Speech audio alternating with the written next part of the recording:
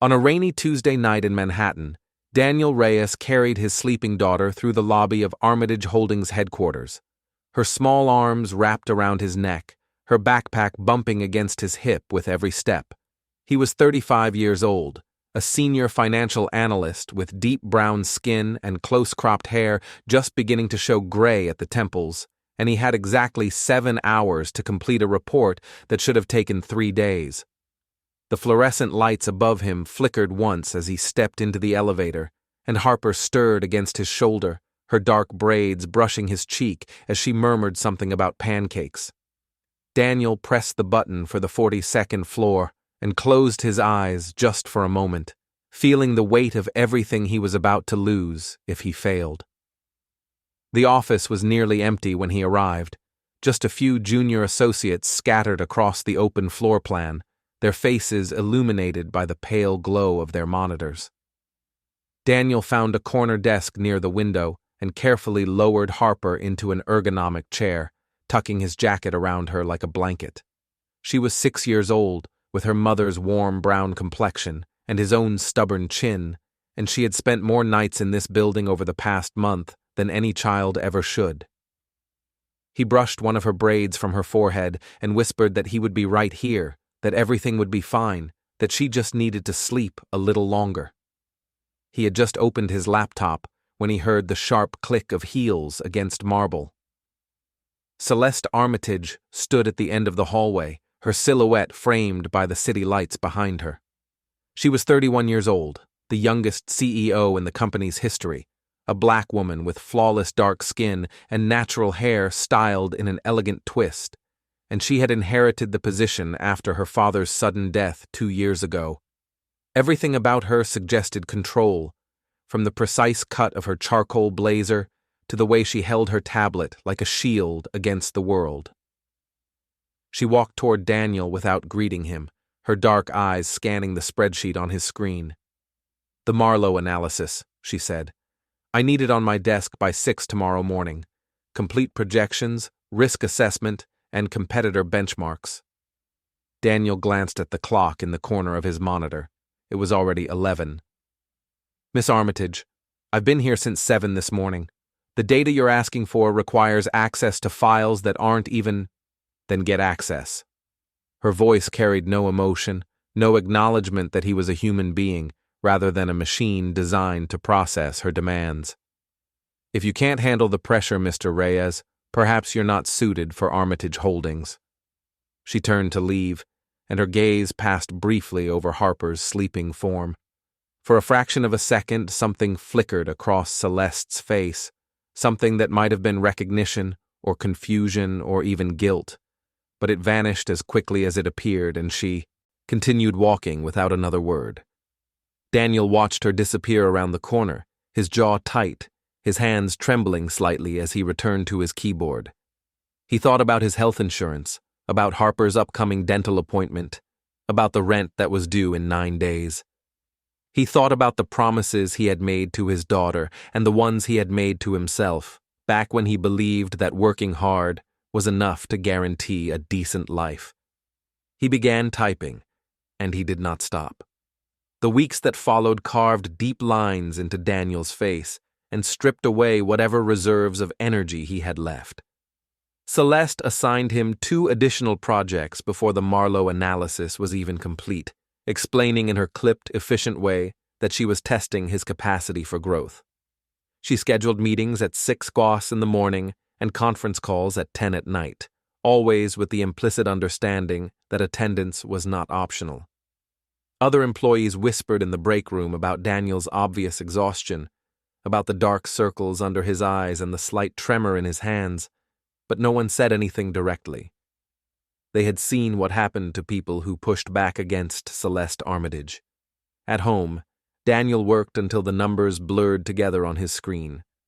Harper sat beside him at the kitchen table, coloring in a book of dinosaurs, occasionally looking up to ask if he was almost done.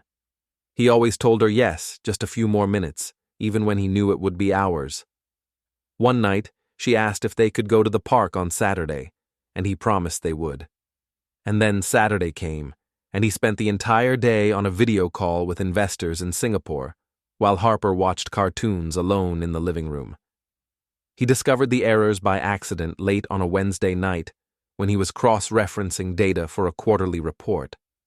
3 separate miscalculations in a document that bore Celeste's signature. Mistakes that had somehow survived multiple reviews and were now embedded in the company's official records. Anyone else might have ignored them, might have reasoned that correcting the CEO's work was a fast track to unemployment. But Daniel had been raised by a father who believed that integrity was the only thing a man truly owned. And so, he fixed the numbers without telling anyone. He saved the corrected version and deleted any trace of the original, protecting the company from potential liability while asking for nothing in return. The early morning meeting was held in the glass-walled conference room on the 43rd floor, the one with the view of Central Park that Celeste used to intimidate clients and employees alike. Daniel arrived at 5:50 with Harper still half asleep beside him, her small hand gripping his as they navigated the empty hallways. He found a chair in the corridor outside the conference room and helped her settle in, promising that he would be right on the other side of the glass, that she could wave to him if she needed anything. Inside, a dozen executives sat around the polished table, their expressions carefully neutral as they waited for the presentation to begin. The investors from Sterling Ridge Investments occupied the seats nearest the window. 2 men in nearly identical suits who spent more time examining their phones than looking at anyone in the room. Celeste stood at the head of the table, her posture perfect, her voice measured as she walked through the quarterly projections, and then one of the investors interrupted her. "There's a discrepancy in Section 4, he said, scrolling through his tablet. "The risk calculations in this version don't match what we saw in the preliminary report." The room fell silent. Celeste's face remained composed, but Daniel could see the tension in her shoulders. "I made those corrections," Daniel said. Every head in the room turned toward him. "The original calculations contained several errors that would have overstated our risk exposure by approximately 12%. I identified the issues during my review and updated the figures to reflect accurate projections." The investor from Sterling Ridge studied Daniel for a long moment, then nodded slowly. "That's exactly the kind of diligence we like to see," he said. "Miss Armitage, you've got a sharp analyst on your team." Celeste said nothing. She simply stared at Daniel with an expression he could not read, something between surprise and reassessment, as if she were seeing him clearly for the first time. The meeting continued, but she never quite regained her equilibrium.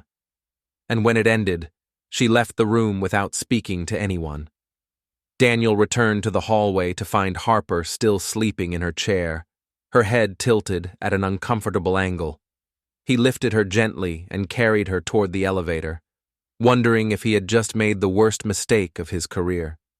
The exhaustion accumulated like sediment at the bottom of a river, layer upon layer of sleepless nights and missed meals and promises he could not keep.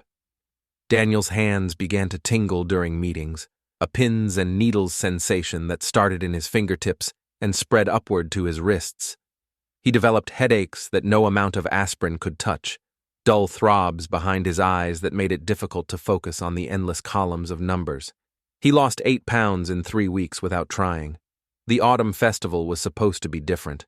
He had circled the date on the calendar months ago, back when his workload was still manageable and weekends still belonged to him. Harper had talked about it constantly, about the pumpkin painting and the hay rides and the caramel apples. She had picked out her costume, a purple witch's hat, and a cape covered in silver stars, and she had practiced her trick-or-treating voice in the mirror every night before bed.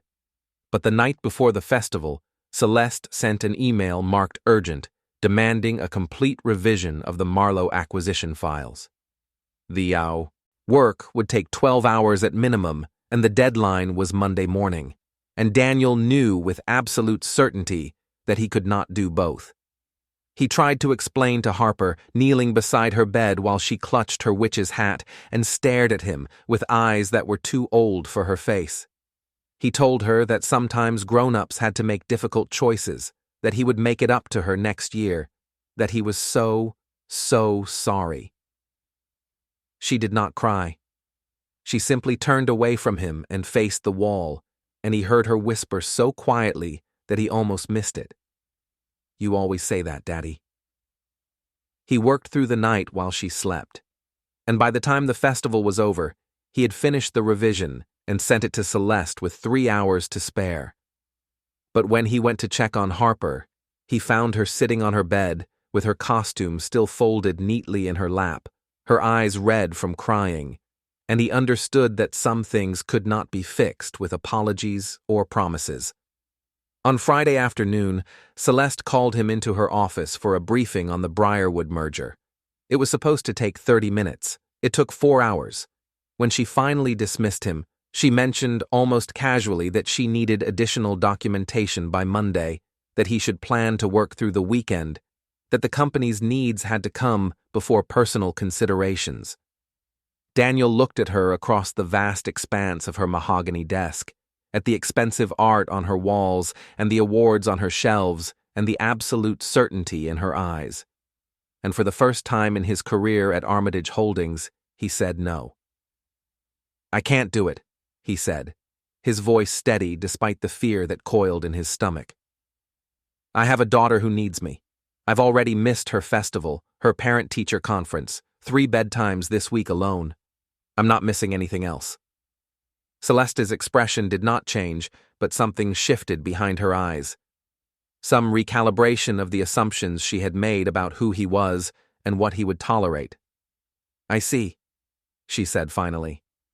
"We'll discuss this on Monday." She did not sound angry. She sounded curious. And somehow, that was worse. The little girl in the hallway could not have been more than 5 or 6 years old, with thick dark hair pulled into 2 puffs and a unicorn backpack that had seen better days.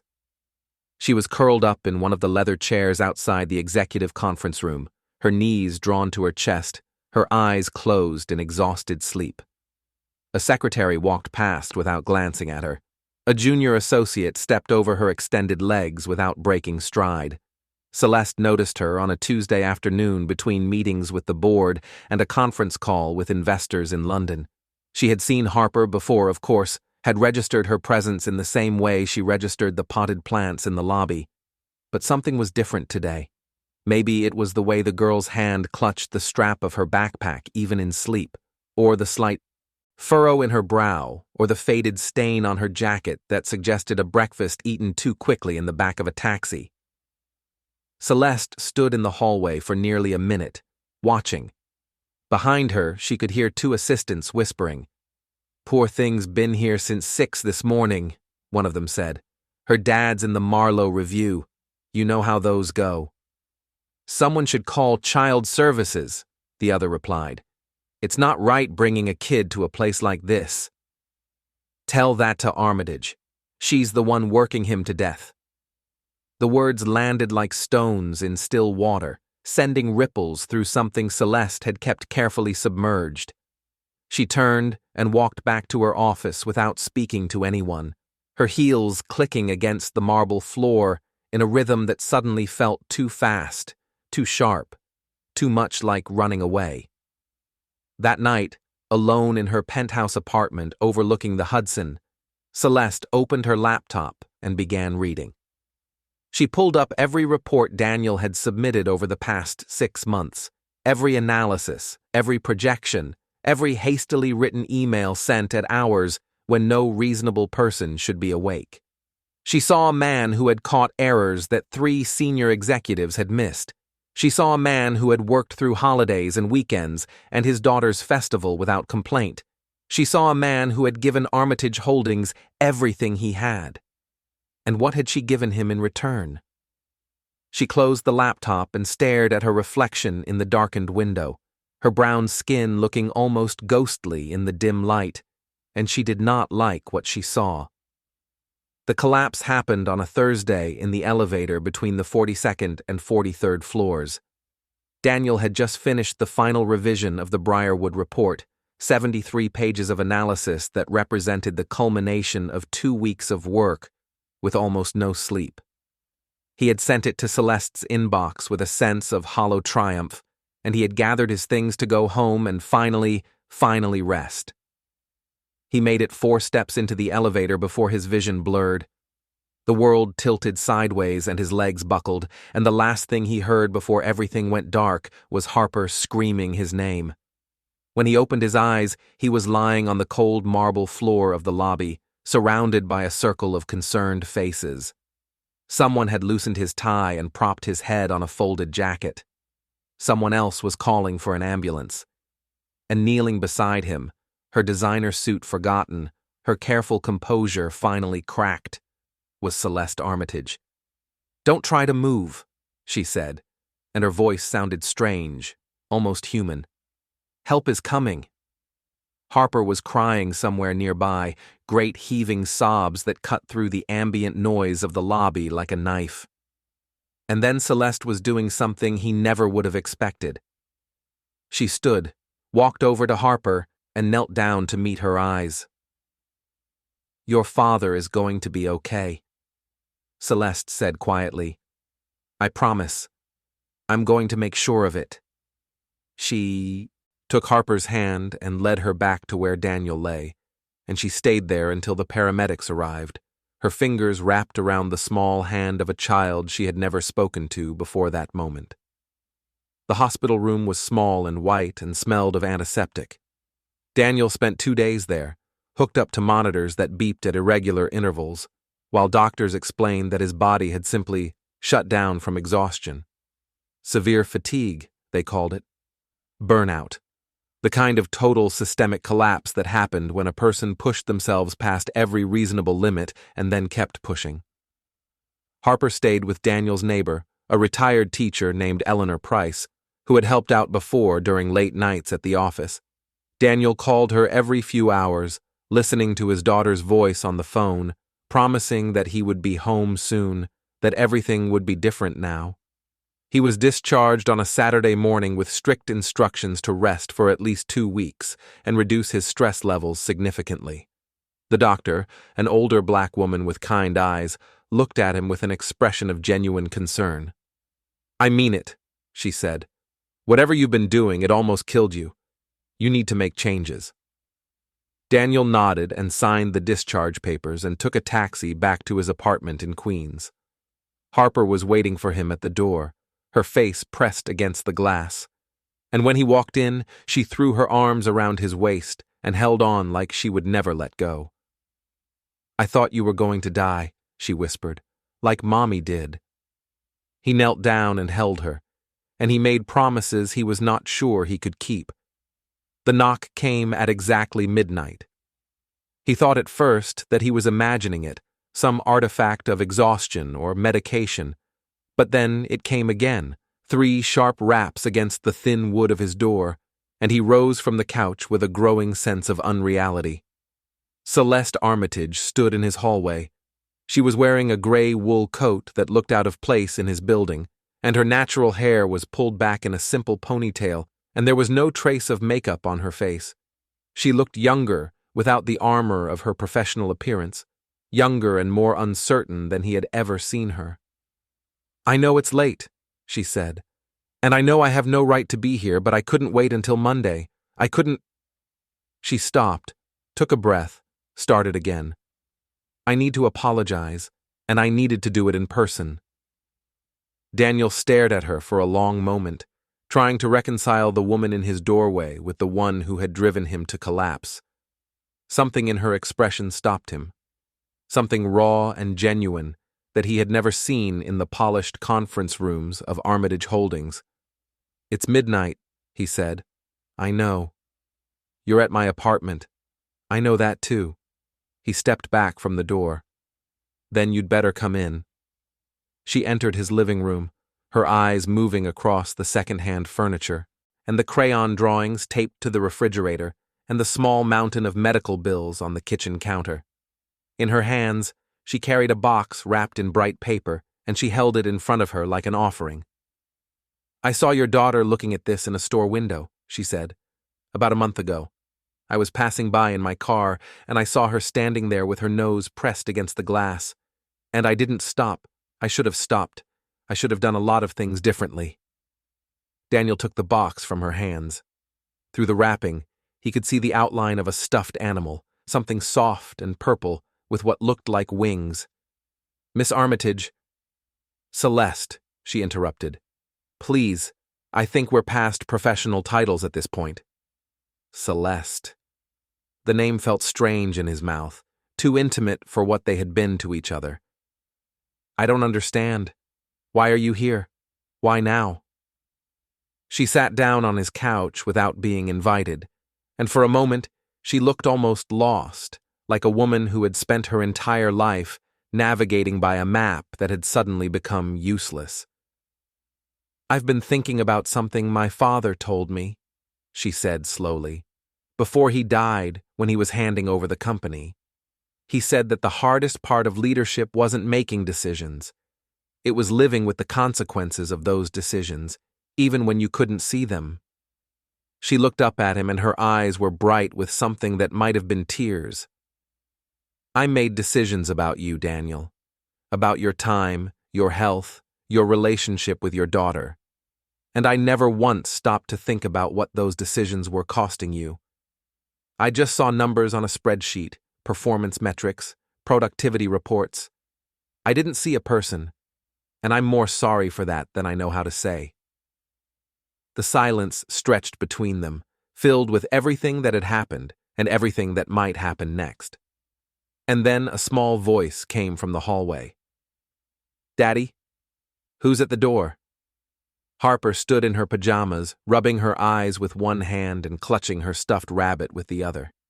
She looked at Celeste with the unfiltered curiosity of childhood. This is Miss Armitage, Daniel said carefully.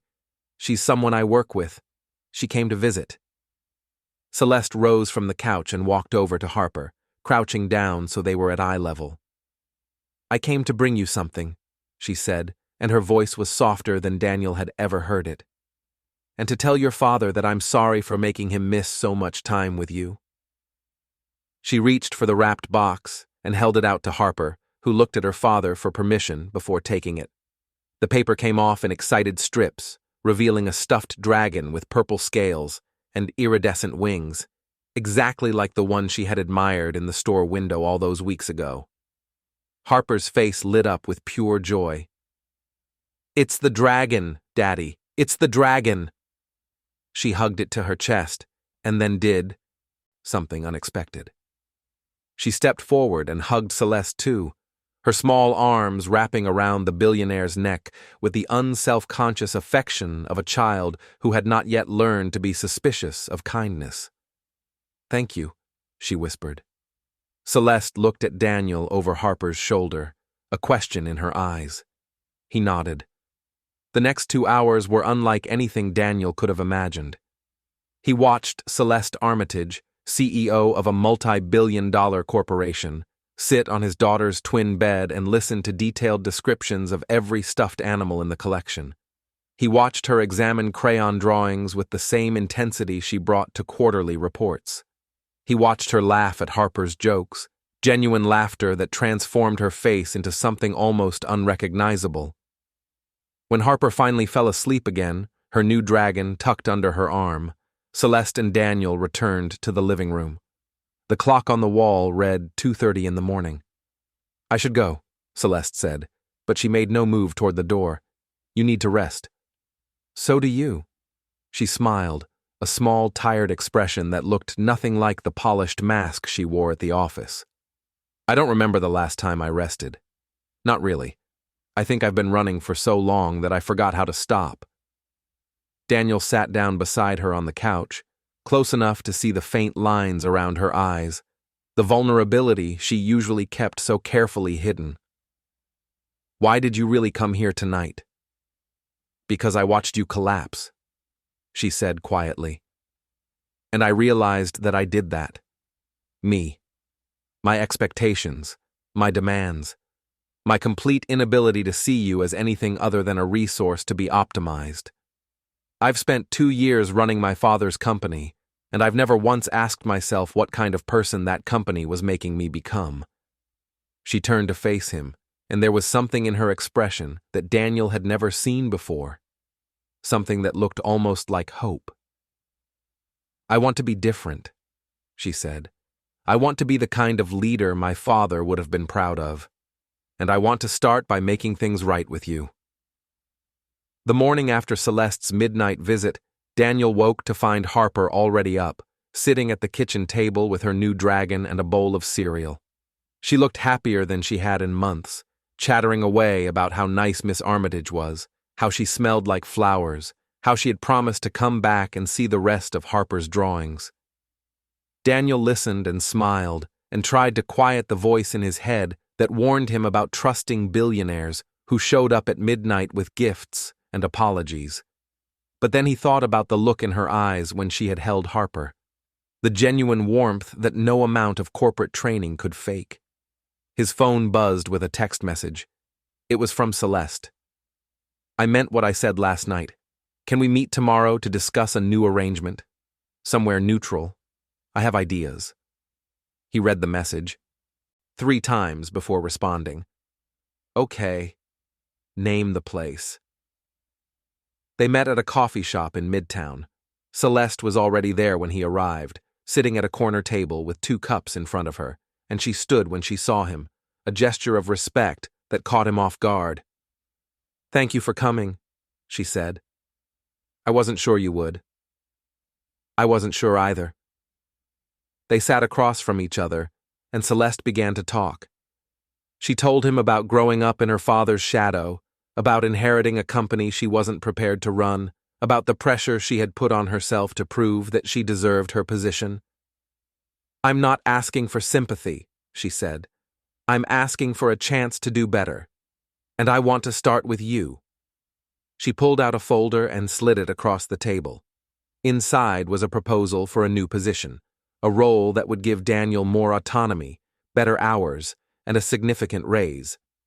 There were provisions for childcare assistance, flexible scheduling, and a guaranteed minimum number of vacation days. "This is too much," he said, staring at the numbers. "It's not enough," Celeste replied. "Not after what I put you through. But it's a start." He looked up at her, searching her face for signs of deception or manipulation, and found nothing but sincerity. "Why me? You have thousands of employees. Why focus all this energy on one analyst?" Celeste was quiet for a moment. "Because you were the one who taught me that I was doing something wrong," she said finally. "When you corrected those errors in my report, you could have used them against me. But you didn't. You fixed the problem and moved on because you cared more about doing the right thing than about what you could gain from it." She reached across the table and touched his hand, just briefly. "I've been surrounded by people who tell me what I want to hear. People who are afraid of me or who want something from me. You were different. You told me no when I deserved to hear no, and you showed me what integrity looks like, even when no one's watching." Daniel thought about his father, about the lessons he had tried to pass down, about the importance of doing the right thing, even when it was hard. He thought about Harper asleep in her bed with a purple dragon. "I'll think about it," he said. Celeste nodded, and for the first time, she smiled. "That's all I ask." The weeks that followed were strange and uncertain. Daniel returned to work on a modified schedule, his hours reduced, his workload manageable, his weekends once again his own. He picked Harper up from school in the afternoons and took her to the park on Saturdays and tucked her into bed every night without the weight of unfinished reports pressing against his chest. And Celeste changed too. She held fewer meetings, delegated more responsibilities, started leaving the office before sunset. She asked her employees about their families and remembered their answers. She apologized publicly for the culture of overwork she had created and announced new policies designed to protect her staff from the kind of burnout that had nearly killed Daniel. Not everyone believed her transformation was real. Rumors circulated through the office, speculation about her motives, her sanity, her secret agenda. A few even claimed that she and Daniel were having an affair. The gossip reached Daniel through sideways glances and conversations that stopped abruptly when he entered the room. But the whispers made him question every interaction with Celeste, every smile she gave him, every moment of kindness he had started to believe might be genuine. One afternoon, he confronted her about it. "People are talking," he said, standing in the doorway of her office. "About us, about what's really going on here." Celeste looked up from her laptop. "I know," she said. "I've heard the rumors. Does it bother you?" She considered the question for a moment. "What bothers me," she said slowly, "is that you might believe them, that you might think everything I've done was just manipulation or performance or some kind of elaborate game." She stood and walked around her desk, stopping a few feet away from him.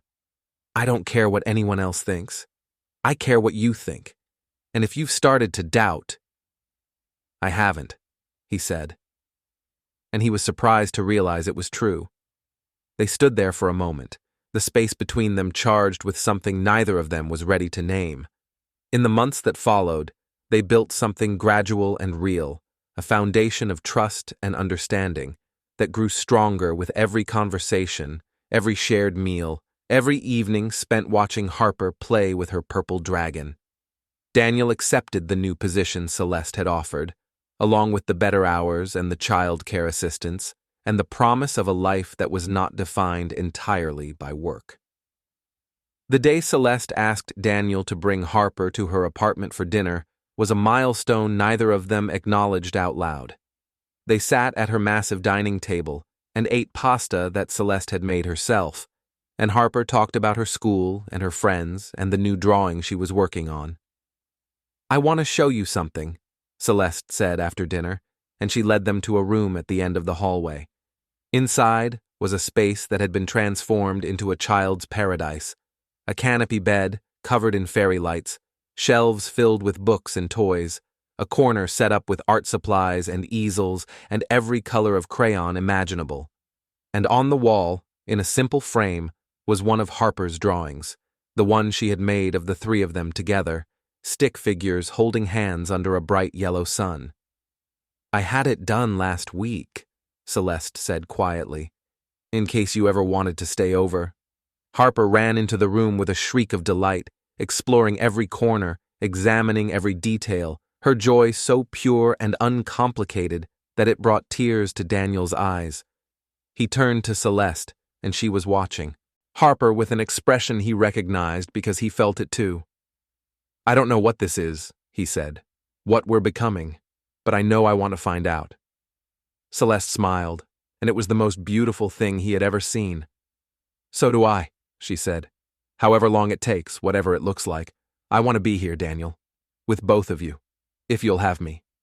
He answered by taking her hand, and they stood there together, watching Harper dance around her new room. And for the first time in a very long while, Daniel Reyes believed that the future might actually be something worth looking forward to.